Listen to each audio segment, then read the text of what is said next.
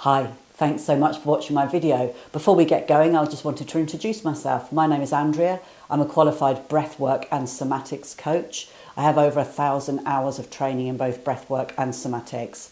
And just to let you know, if you're not familiar with somatics merely means of the body.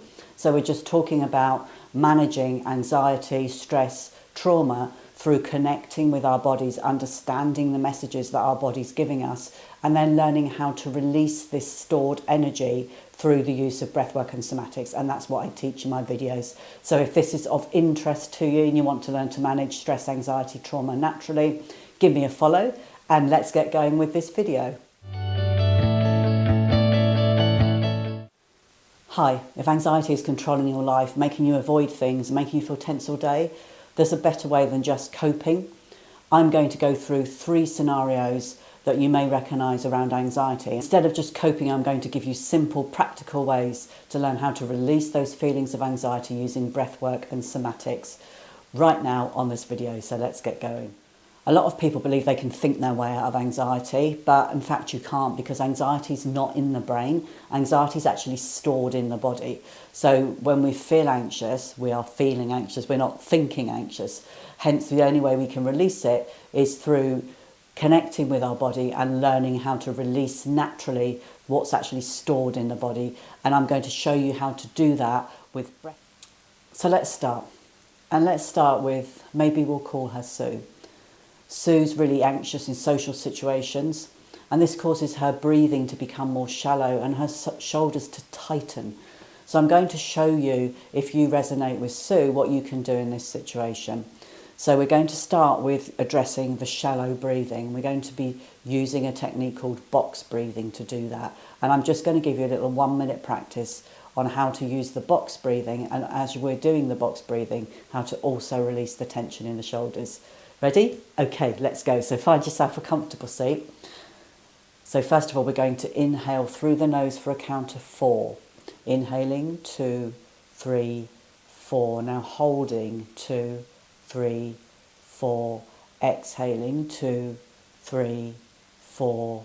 Holding, 2, 3, 4.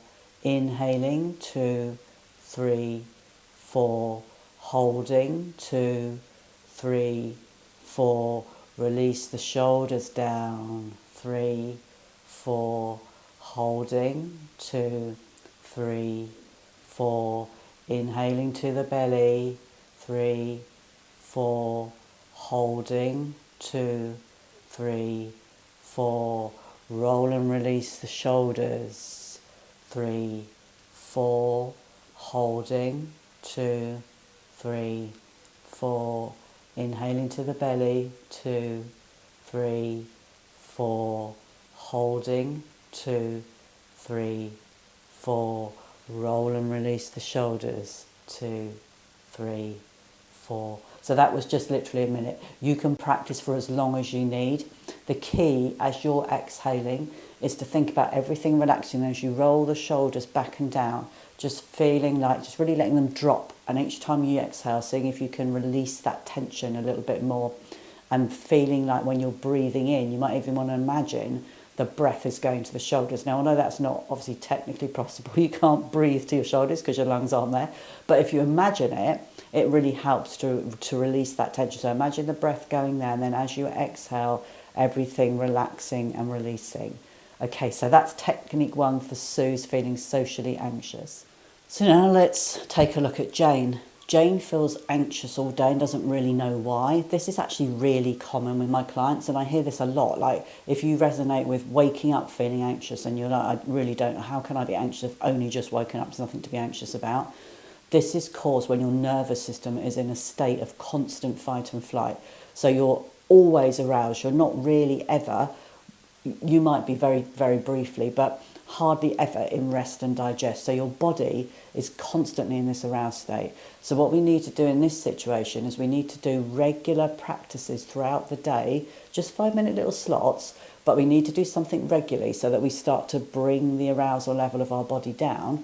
And more than that, we actually teach our body to be able to rest, because when we're in this constant aroused state, our body's sort of forgotten how to switch into that rest and digest. So we have to give it a little helping hand to be able to do that. So let's start that now, and I'm going to show you a technique to be able to do that. So the first thing we're going to do is we're going to do a concept called interoception and exteroception. You really don't have to worry about remembering what that's called, but all that means is we're going to scan the environment and we're going to notice that the environment is safe.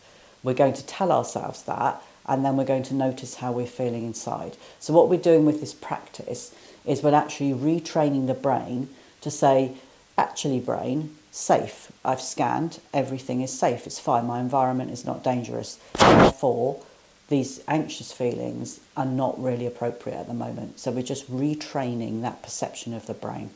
So all we do is we literally just look around the room, we notice where we are. So it's good if we can do this when you first do it in an environment where you're safe. Hopefully you're watching this at home. So you just look around your home, and then you're going to say to yourself, I am safe. I am safe. There's nothing here to harm me. I am safe. And then what we can do is we can bring some breath in to give our bodies an extra boost of the feeling I am safe. And what we do when we want to feel extra calm is we always extend the exhale over the inhale. So we're going to do a 4 count inhale and an 8 count of exhale. So inhaling 2, 3, 4, out 2, 3, 4, 5, 6, 7, 8. Just make that out breath really slow so you can get to the 8. Inhale 2, 3, 4, out 2, 3, 4, 5, 6, 7, 8. Inhaling 2, 3, looking around the room 4, exhaling 2, 3, 4. I am safe.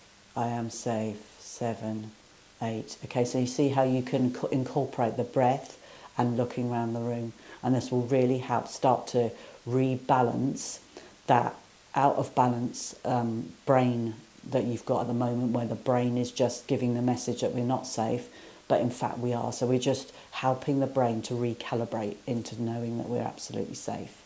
So let's take our final scenario, and our final scenario is Joe's got an upcoming presentation at work, and this presentation's making Joe really nervous. So again, this is flitting Joe into the fight and flight response. And it's sort of okay for a little bit if we want to be a little bit sort of more up and zingy when we're doing a presentation. It's okay to have a little bit of that turned on, but sometimes it can be way too much, and that just causes us not to be able to perform because we just go into tunnel vision. So what are we going to do with that? You'll see I'm standing up. We're going to release some of this energy that we've got stored, so that we can actually have a manageable amount of energy, so we're not completely uncontrollably shaking. So the first thing we're going to do is we're literally going to shake off the energy. So we can do this when we're feeling really jittery and we feel like there's just too much energy in the body and we literally cannot contain it. So it's when you're feeling like really shaky, when you're sort of maybe gone into tunnel vision, this really helps. So you do this for just as long as you need, literally shaking everything until you feel the body starting to calm down a little bit. So that's the first thing. So the shaking is the first thing we're going to do. And then we're just going to, so you'll notice when you are looking at people, you can tell their emotions by their body positions, okay? And this really helped me to understand when people used to say to me, emotions stored in the body, when I was first learning this thing. I really struggled to get my head around that. But we can see emotion in the body all the time. You can see me, my questioning pose there. We can see it all the time. So what we're going to do for Joe is after we've done the shaking, we're just going to maybe go somewhere, maybe the loo or something where no one's going to see us. And we're just literally going to stand like this. So this is a very confident pose with the chest open, the hands on the hips. You might not even want the hands on the hips, but hand down by the side. Hands on the hips helps the chest to be open. And then the feet slightly apart. And we're just going to say, I am safe, I am calm, I can do this. Whatever it is for you that makes you feel like really confident. So I have a mantra that I use, which is, I am calm and quiet power, because people underestimate me because I'm introverted and quiet. So I always, before I did a presentation, would stand, I am calm and quiet power. I am calm and quiet power. So you just say whatever is the thing for you that makes you feel good, makes you feel confident doing this pose. Okay, I hope that one helps as well. Thank you so much for watching for those 3 scenarios. I hope you recognised one of them and they actually helped you. Please subscribe if it did help you. It really helps me to have subscribers on my channel. Thank you so much for watching, and hopefully I will see you in a video soon.